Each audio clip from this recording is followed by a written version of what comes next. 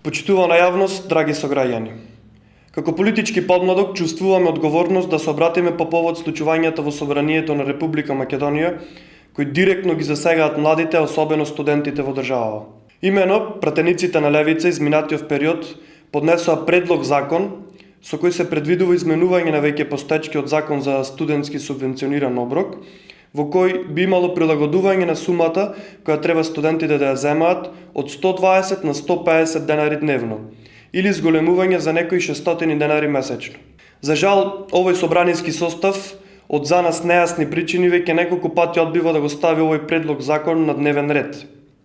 Исто така можеме да забележиме и во владиниот сет на антикризни мерки дека студентите воопшто не се споменати во ниту една мерка.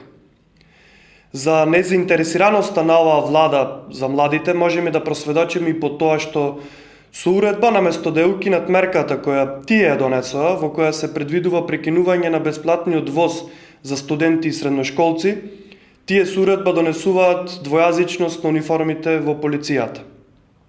Затоа, во името на сите студенти во Македонија, јавно апелираме овој предлог закон да се стави на дневен ред и да се изгласа што е можно поскоро. Исто така ја користиме оваа прилика да ги повикаме и останатите младински организации во државава, како и универзитетските студентски собранија на сите универзитети, јавно да го поддржат овој предлог закон на пратениците на левица. Благодарам.